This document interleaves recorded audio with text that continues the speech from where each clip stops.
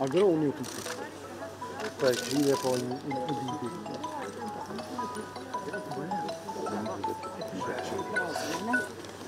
Alo. Diška me vnio mikrofon. Hajde.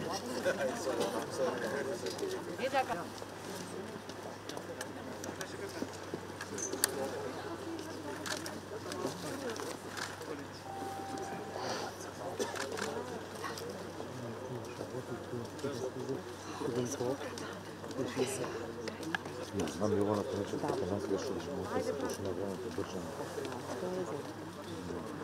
Nekako je kretni? Naočare da od masta? A не. На интервью нагледа. Иже му взимат натрак излезе. Кој бе? Димитар. Димитар го нема.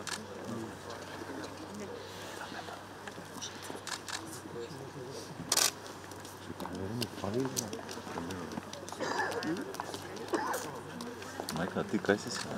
Јас сум во Кај битики или? Кај битики.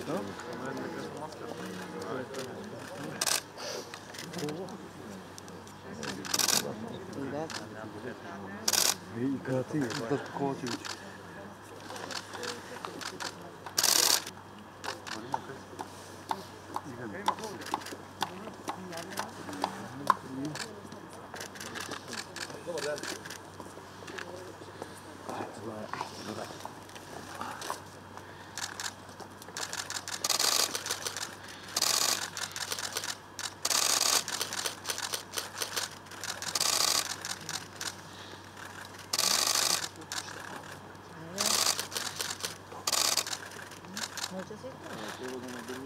Не може. Здраве. Игри в нет. Пишко тебе тамано? Да. Оред. Јас се повлекувам. Чекай, да фатам може поздравување свима неко. Ајде да нам казам. Молим. Ајде виш. Почитувани представници на медиумите. Само што заврши средбата кај председателот Пендаровски, на која што ги представив министрите на новата влада, која од денеска е во полна работна функција, откако вчера се заокружи формално правната постапка со изгласувањето во собранието. Го информирав председателот Пендаровски дека успешно заврши целата постапка, откако го добив мандатот да ја формирам новата влада. Обврска и чест, кои што ги презедов со огромна одговорност.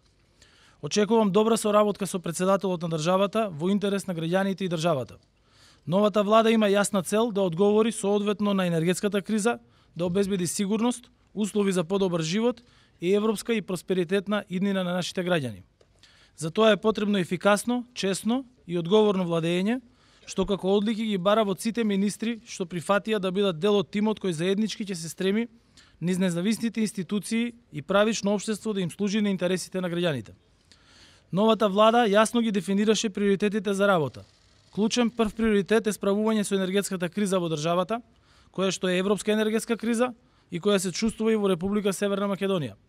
Втор приоритет е задржување и подобрување на животниот стандард на граѓаните и поддршка на компаниите во светло на економската криза која произлегува од енергетската криза. Трето е исполнување на целите во однос на големите инфраструктурни проекти, кои што се веќе одобрени во буџетот за 2022 година, како и во законските решенија кои што беа одобрени во собранието во месец декември. Евроинтеграциите како наша стратешка цел секако остануваат меѓу врвните приоритети. Доаѓа ново време. Од денеска секоја минута од нашето време им ја посветуваме на клучните прашања од интерес на нашите граѓани. Токму затоа инсистирам во неколку наврати дека нашиот фокус е ставен на економскиот развој на земјата и подобрување на животниот стандард. Како прв човек на новата влада, за моја задача и одговорност ја поставив конструктивната комуникација и соработка со сите чинители во нашето општество, како што се граѓанските здруженија и представниците на опозицијата. Новата влада ќе биде високо продуктивна во работењето, посветена на поставените високи цели за кои сум сигурен дека со многу работа и труд можеме да ги реализираме. Ви благодарам. Благодарам, премиере. Следуваат новинарските прашања. Прати се те повеле. Катерина Нешкова, Сител телевизија, премиерот две прашања. Првото се однесува веќе на утрешната средба со премиерот на Бугарија Петков. Со кои позиции точно ќе настапите, особено во контекст на тоа дека Петков вчера зборуваше дека не постои македонско малцинство во Бугарија, тоа прашање нема да биде никако отворено. Од друга страна вели дека единствено што може како компромис да го направи е нека авионска линија Софија-Скопје. Тоа е првото прашање. Второто прашање се однесува на овој последен дел од вашиот говор, каде што повикавте на соработка со опозицијата и вчера тоа го споменавте во завршното обраќање. Дали ова значи конкретен повик ќе имате до Мицкоски за лидерска средба и кога? Благодарам за прашањата. Прво, јас и вчера во обраќањето до собранието го изразив моето задоволство за посетата на премиерот на Република Бугарија, господинот Петков. Како и што разговаравме со него во телефонскиот разговор, откако го добив мандатот за составување на влада, која што вчера беше изгласана во собранието. Намерата е и негова и моја да разговараме за еднината, да разговараме за проекти кои што значат подобар живот на граѓаните на двете држави. Значи, доминантно утре ќе разговараме за воспоставување на разговори на теми кои што се од областа на економијата, од областа на инфраструктурата, од областа на образованието, образовната соработка, иновациите, од поддршката во евроинтеграцијскиот процес на Република Северна Македонија. Значи, се она кое што ќе значи зголемена размена на трговија, зголемена размена на идеи, зголемена размена на млади кои што меѓу себе ќе ја вратат до вербата и ќе успееме да го воспоставиме диалогот на едно ниво кое што гледа кон иднината. Во однос на историските прашања, секогаш сум кажувал дека тие се дел од треба да бидат дел од дебатата на историчарите, а дека довербата помеѓу граѓаните треба да се гради на позиции кои што значат подобар стандард за нив и како да дојдеме до тоа. Веќе во неколку наврати кажав дека нашите позиции се кристално јасни, дека ние сме Република Северна Македонија, во која што граѓаните зборуваат македонски јазик и кои што имаме свој засебен идентитет. Во однос на малцинските права, ние ги почитуваме сите повелби и сите организации во кои што се регулираат на меѓународно ниво, вклучително и Обединетите нации и малцинските права. Ние исто така сме држава која што кажала во однос на сите своји соседи дека нема да се меша во нивните внатрешни прашања. Ние имаме различно уредување од Република Бугарија, колективните права кај нив се обезбедуваат поединечно, кај нас со оглед на мултиетничкиот карактер на нашата држава, колективните права се остваруваат колективно и почитувајќи ги сите меѓународни договори и меѓународни организации, сите граѓани можат своите права да ги остваруваат во рамки на Судот за човекови права во Страсбург и во другите организации кои што ги покриваат овие прашања. Во однос на соработката со опозицијата, исто така јас сум застапник и длабоко верувам во партиципативен начин на водење на политика, особено во услови кога имаме голема енергетска криза, кога имаме економска криза која што е предизвикана од таа енергетска криза, европска енергетска криза. Исто така се уште сме во услови на здравствена пандемија и сметам дека сите политичари и сите експерти, без разлика на нивната партиска провиненција или политичка провиненција, треба да дадат свој придонес во решавање на овие проблеми. Во таа насока и нормално дека со господинот Мицковски ќе воспоставиме комуникација и ќе разговараме за сите теми кои што ќе значат наоѓање на решенија кои што ќе бидат во насока на подобрување на состојбите во сите овие области. Благодарам. Премиерот се повикувате на нова влада, но дали вие се согласувате веќе дека кадрите на ДУИ се незаменливи? Фала.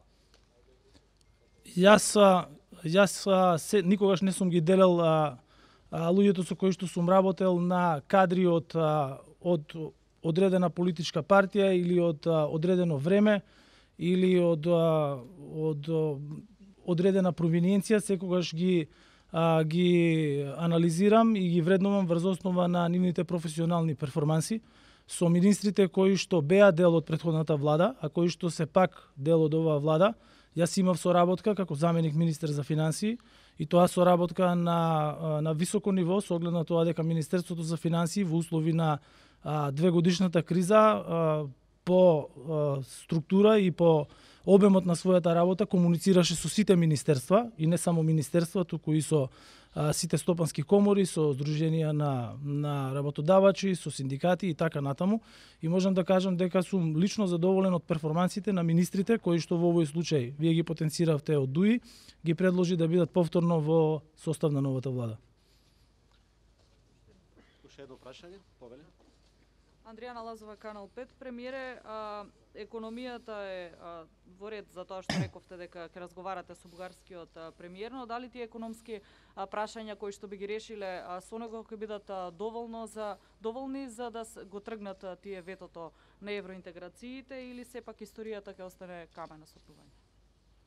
Јас се надевам дека прво низ работа, бидејќи ние со господинот Петков нема да потпишуваме договори во однос на тоа што треба да го сработиме на полето на економијата, туку низ работа ќе ја вратиме прво довербата помеѓу граѓаните и тоа нема да го прават политичари во сите области. Кога зборуваме за соработка во областа на економијата и во областа на трговијата, тогаш тука сметам на соработка помеѓу бизнис секторот, што значи дека ќе ги повикаме и стопанските комори на двете држави да соработуваат помеѓу себе. Кога зборуваме за соработка во областа на образованието, тоа значи дека ќе ги повикаме и универзитетите да соработуваат меѓу себе. Кога зборуваме за соработка во однос на иновациите, тоа значи дека оние кои што се занимаваат со нови бизниси и со иновации да соработуваат меѓу себе.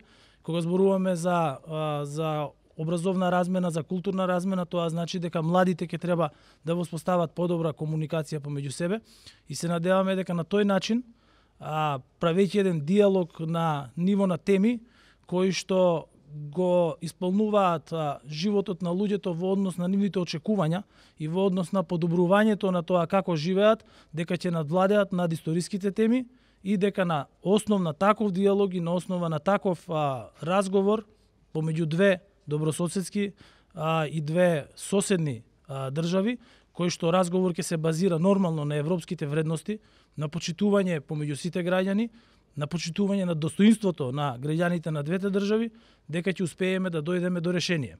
Јас уште еднаш повторувам дека јас сум оптимист, меѓутоа сум рационален оптимист, што значи дека верувам во решение, меѓутоа работам тоа решение да се оствари. Благодарам, ова беше и последно прашање. Благодарам за вниманието. Пријатно. Ви благодарам.